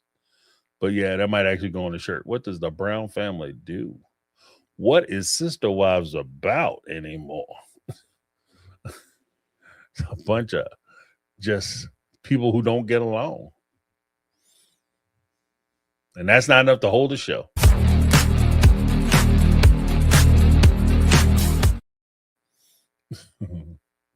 What does the Brown family do? Then we had a Megatron with the $5 super chat. Said, have we ever seen Sister Wives cast do charity work? Nope. Not that I'm aware. They didn't seem to give back to fans everything in fans paying them, even though it's fans paying them all the time. Like, when do y'all give back? Like, and you know what? And this is one of the things that I kind of I mentioned. I don't think Megatron, you were on that live, but that's one of the things that I kind of was thinking about too. Is that, like, as much as they like to do these self-help, self-improvement type videos or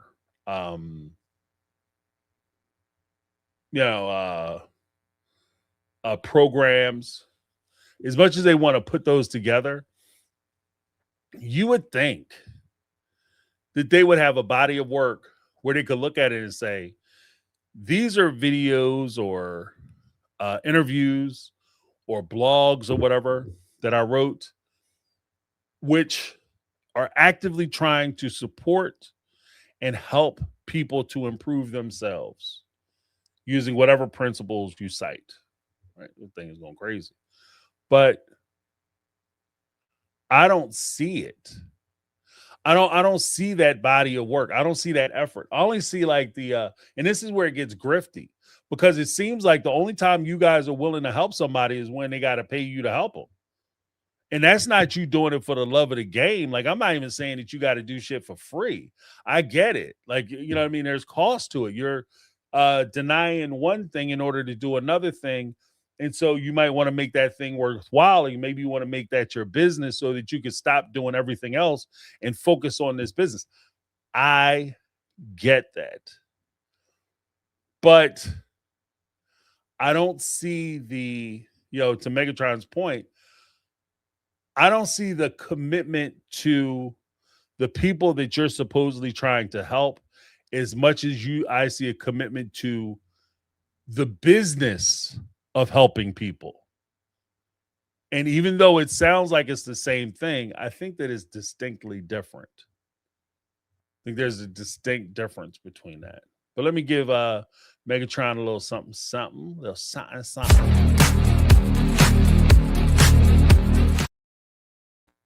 Then we had Just Scrapping with the 9.99 super chat. We have got to boycott the show and their social media and just rely on YouTube for recaps, because I'm done with the 5 spouses. Don't buy Mary's book or any shoe that appear on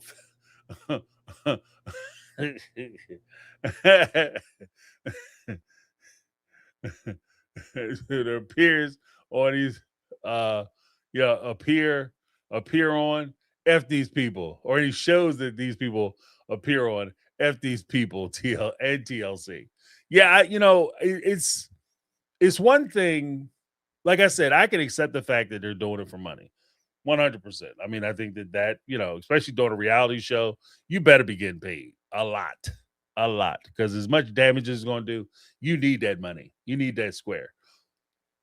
But what's hard for me to get behind or reconcile is when I think people have these wonderful opportunities to do more of what they say they want to do, and it all just comes down to, I want to take people for granted and I want to use people. Because, like it or not, Mary, Christine, and Janelle especially are in a unique position to where, especially when they first left these relationships, they were in a unique position where they could have talked to people about their experiences, not only in these types, in a polygamous relationship, but in relationships where you're being neglected, your kids are being neglected, you feel abandoned, you feel worthless, you feel useless.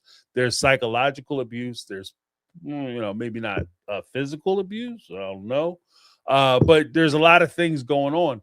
And they had the platform to be able to discuss these things in a genuinely meaningful way. And potentially they could have helped a lot of people.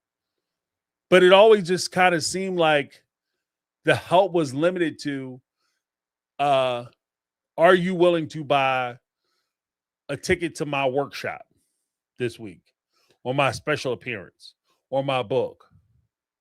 Not, come on down, let me do an interview on such and such, because I have a message I want to give to these ladies, a message of encouragement, a message of, you can do it, you're not alone, anything.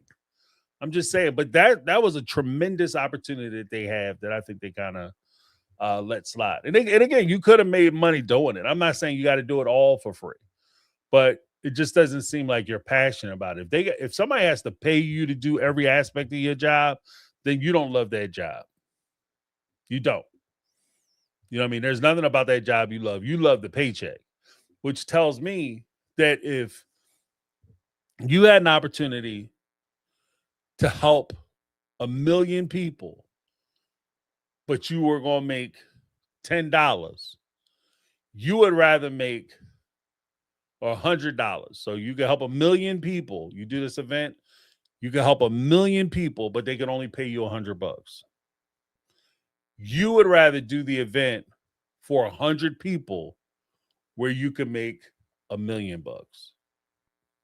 You understand what I mean? Like, without question. And I think that that's the part that makes it a little hard to swallow. And that's what makes it hard for, as the show continues and drags on, especially it's not as good as it was before. It's kind of like every now and again, like my parents story time. My mom would maybe have a disagreement with somebody. And we used to do that shit like Hatfields and McCoys. So if she went to a store, and she would always say, like, you only gotta keep my grievances going. And say she went back in the day when they had Blockbuster or something. She went to a Blockbuster and she had a dispute. What was it? One time it was like a snowstorm. Like my dad, he was like, I'm not. We watched the movie. They watched the movie. I wasn't even living there at the time. They watched the movie. And he was like, I'm not gonna run it right back so they can make another night off my rental. So he held on to the movie for the next day because you had movies overnight then. And it snowed like hell. And so he had to walk because the roads were closed. He had to walk to the Blockbuster. Him and my brother did it. He walked to the Blockbuster, turned the movie in, and I guess the Blockbuster person assumed that they were working. The store was open. They just didn't check the movies in until the next day because they assumed nobody was coming and everybody was slacking. So they tried to charge my parents an extra day. And my mom was like, no, I'm not paying that. And, went to war with them, not war, but she's like, I ain't going there no more, blah, blah, blah. And we stopped going, and that's how we roll. That's how we rolled. But I think that all in all, when it comes to sister wives, they kind of see it like, we can treat you however we treat you, and you're just going to accept it. You're not going to get angry about it. You're not going to go to war with us. You're going to keep spending your money with us. And I think that's part of the problem. Again, I have no problem with them making their coins. I don't. I just think it's bad when you're taking advantage of that situation. But thank you so much, Just Scrapping.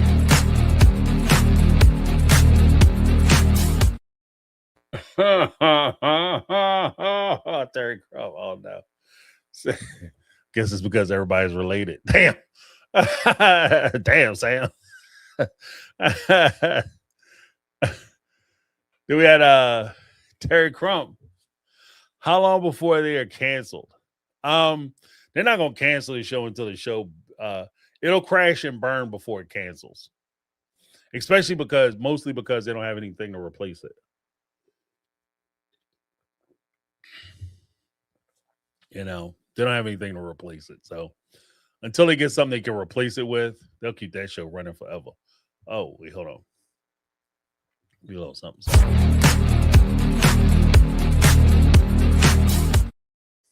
Then we had Just Scrapping with the $9.99 super chat. Said, sorry for my last letter salad.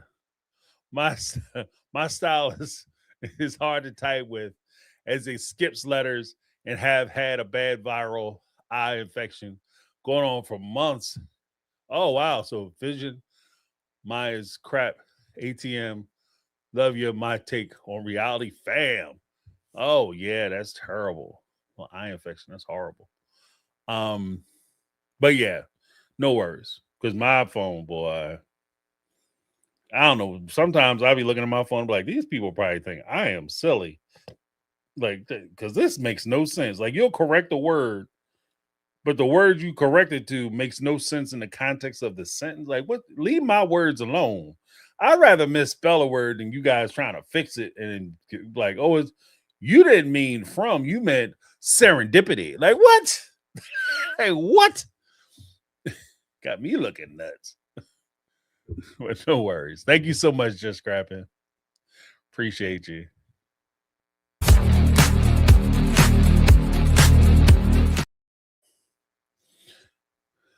Yeah. But let me see.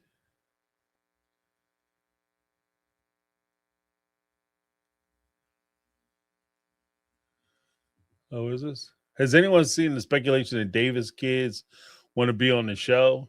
His daughter is moving back to Utah. Curious if that's why they redid their basement. You thought, oh, Platteville. Uh,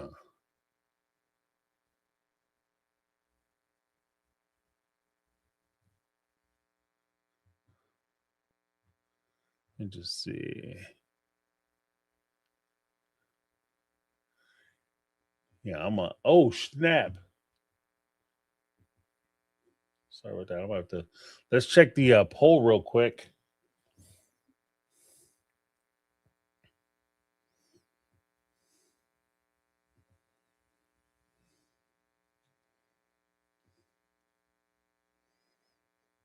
All right. Still connecting up. All right, here we go. Okay. So for the poll, interesting. We have predictions for season 21. Uh it'll be a real shift. They're going to really listen to the fans. They're going to change their whole mentality. It's going to be amazing. 0% of you said that. 0%. 0% said there's going to be a real shift. 2% of you said there'll be a cosmetic change. Like, so they'll try to change things on the surface to try to make us feel better, but it'll essentially be the same thing as it always been. And that was 2% of you. 42%, and these are the two big winners. 42% of you said be even more manipulation. So they're just going to keep trying to trick us into thinking that everything is great or everything is wonderful. Christine's happy as hell. Cody and Robin are in love, and it's so amazing. They're soulmates. That's 43% of you. I'm sorry. Then we have 56% of you, which is a clear winner, said be more of the same. Yeah, I'm kind of in the be more of the same group. I don't think they're going to change anything because some people got to learn the hard way. That's what my parents used to say back in the day. Some people just got to learn the hard way. Like, you can explain to them till you blue in the face, but they ain't going to pick it up till they knock their head against the wall. Then they understand. You know what I mean? But before that, they ain't trying to hear nothing you saying. We had another super chat from Local Art Switch in the house with the $5 super chat. I think Browns think they're owed money. They've been getting paid for bare minimum 4 years. They forgot where they were from. Yeah, they've been paid since 2010. That's when the show aired. So they've been on the show for 15 years. They took a hit during the course of the season. I want to say it was like maybe season 4 or 5. They were talking about canceling the show, which caused them to renegotiate. But after the catfish stuff, they were back up. So, yeah, but I absolutely agree with that. I think they do take us for granted. And then we're just going to keep watching the show because they keep producing the show. And because we have to. Because if we don't, then they won't be able to buy nice things. And that the world will be terrible. So we have to keep doing it, guys. You have to. Not realizing, no, we don't. No, we don't. But let me give Logar Switch a little something.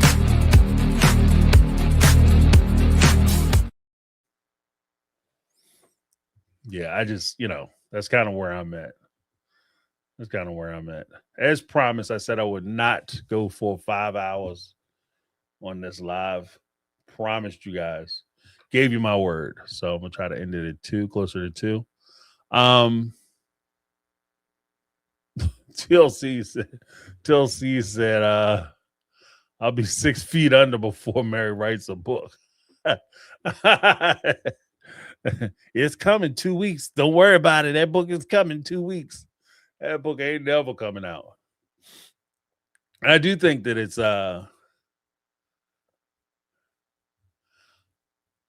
wow, okay.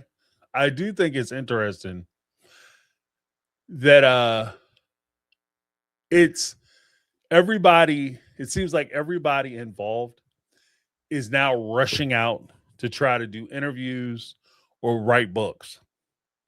That's how you know their ass is in trouble. Because nobody could be bothered. How many times have we suggested, even YouTube creators, have been suggesting they come out, start doing off-season interviews, start writing books, things of that nature to find out what's going on. And I said this shit years ago.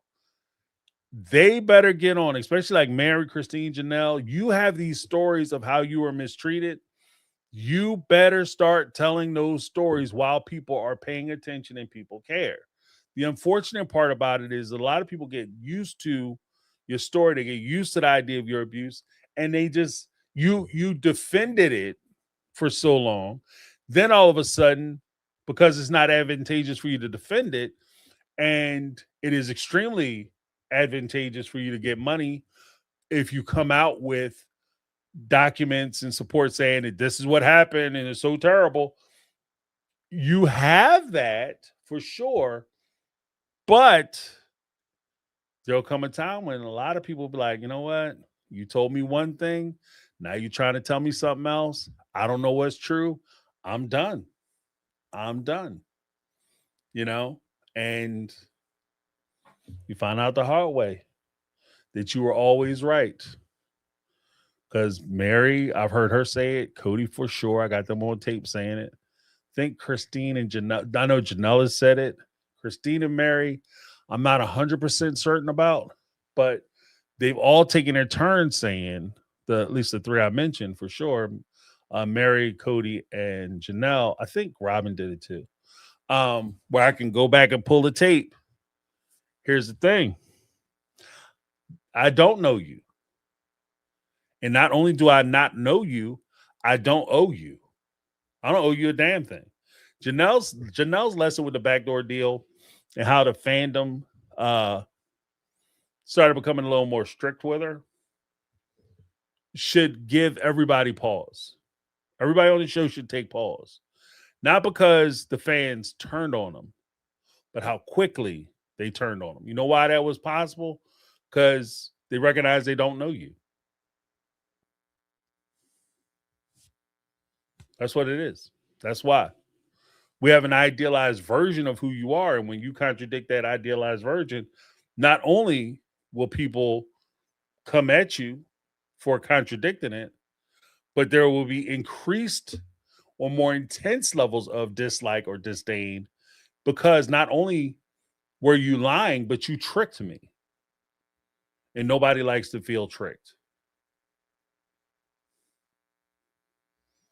You know? when is that? I don't know you, and that's my purse. Get your hand out of my pocket. That's they used to say back in the olden days. Get your hand out of my pocket. You know, we're not that cool. But thank you so much. Appreciate you. But I'm gonna have to let you guys go. Feel myself winding out. Said I wasn't feeling a little under the weather. Trying to put it back together. But as we do that, I want to give a huge shout out to the little segment I call Hearts in the Chat. Get some hearts in the chat for folks who may be going through some hard times, and just a reminder that they're not alone in their struggle. Because I think that's important too, especially when you're faced with so much and you have so much going on. You know, life is a wonderful thing. It's amazing. It's amazing if you think about our experiences with life. But life can be hard and it can be unforgiving because it'll allow you to build expectations. It'll allow you to build comfort, positions of comfort. It'll allow you to fall in love, be in love, have love for something. And life has a funny way of taking all of that away. And it still expects you to keep showing up and keep playing. Right? So life can be very difficult. And in light of that, I won't say in lieu of that, but in light of that, I think it's important that we show that we respect each other and we have each other's back. So that's part of the reason why I asked that we put hearts in the chat to support each other. There are some individuals who have mentioned that they might like to have the name mentioned, as far as people prayers or thoughts or good vibes, whatever you do. Keep them in those so that way, you know, they can surmount what may feel like an insurmountable obstacle, situation, or place that they find themselves in emotionally because of what's going on, or financially what's going on.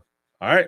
Uh let's throw up Jody Periscala, Carmel Cuties, Megatron, uh Miss Betty, Kathy Ferran, Allison Gaines, and Marlo Peterson. If you want your name included in the list, you can always send me an email at mytakeonrealityquestions@gmail.com, and I'll put your name on the list. Simple as that. Again, I don't go into people's specifics. I don't think it's my place per se, especially if I don't have express permission to do it. I don't want to violate anybody's confidence, but it's just a way for us to support each other. It's not you know, life can be hard, but in my experience, life becomes impossible when you try to tackle it alone. And this is just a way for us as a community to support one another. So we can put hearts in the chat for those individuals. I'd appreciate it.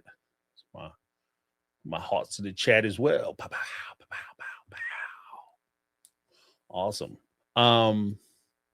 Yeah, because that, it could be a little, life can be rough, man. Life is tough.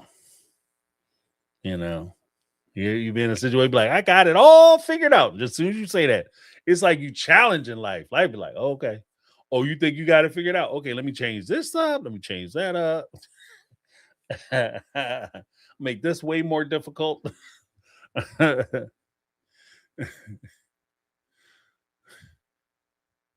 your kids don't like you no more. Like, what? Life, leave me alone. But yeah, I also want to give recognition to folks who contributed to the super chat. I appreciate it. You guys are actually helping me to get some of my equipment updated, so hopefully we can resolve some of these issues that we're having. But thank you so much. We have Local Arts Witch, Just Scrapping, Terry Crump. We have Megatron in the house, The Jam, Miss Nareka. Just make sure I get the name right. Neglet 3, of course. And of course, we have Darlene Hall. Thank you guys so much. And again, just as like with the what you guys were writing in the hearts in the chat, I also want to mention too, like, I think it's amazing to me that some folks, because I know some of the stories, I know some of the things that people are going through. It always amazes me that people will be going through these tremendous, huge things, but when they interact on, in the chat or, calls or whatever, leaving messages at speakpipe.com/my take on reality for the Thursday Night Live. When they participate in those, you can tell they got a problem. And these are people who, in my little mental checklist, they strike me as individuals who are, like, I call them kickstands. These people you don't really pay attention to, but always there to support you. These are people who tend to put other people first, or put other people even ahead of themselves. And they're very generous with their time and that kind of thing, and supporting other people. And I think that it's very important that we take time out a lot of times to recognize the contributions that these individuals make, as well as let them know that when they need to be supported, we are there to support them as well. So this isn't a one-way street where I got a problem, you got to help me. This is a two-way street. You have a problem, you can come to me and we can talk about it. I have a problem, I come to you and we can talk about it. But I genuinely respect that, and I'm very impressed with that. So thank you guys so much. Appreciate you. Let me give everybody a little something, something, especially if folks keep it cool in the chat. What? Without you guys here, this show would be terrible. Thank you so much.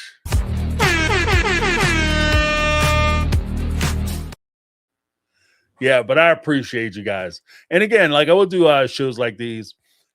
In addition, if I can get myself together and hopefully everything works out like I plan, I'll be able to start dropping my new content in addition to my sister wife's content. You like how I'm saying content? I drop that new content, and once I start rolling with that, we can comment on that as well, because I think that'll be a little more inclusive. So you won't necessarily have to watch Sister Wives at all, but you'll be able to comment the way I'm trying to do the things that I'm talking about. I'm trying to make it comprehensive enough to where it's almost a standalone project that you can look at, and we can have conversations about it. All right. But that's where I'm at. Thank you guys so much. I apologize. I might seem like I'm a little draggy today, but I'm here. The body is weak, but the spirit is strong. But thank you guys so much. Appreciate you. Have a wonderful rest of your day. Have a wonderful rest of your day. And have a fantastic tomorrow. If you're anywhere near me, we got hit with some snow. People don't know I'm from a tropical people, and the snow stuff is starting to get on my nerves a little bit. Like, I'm not a fan of, I don't mind the snow. I grew up with the snow, but enough is a damn enough. Okay. All right. But thank you guys so much. I appreciate you. Have a fantastic rest of your evening, an awesome tomorrow, and a most spectacular rest of your week. All right, that's my take. I'm James, and this has been my take on reality, and I'm out.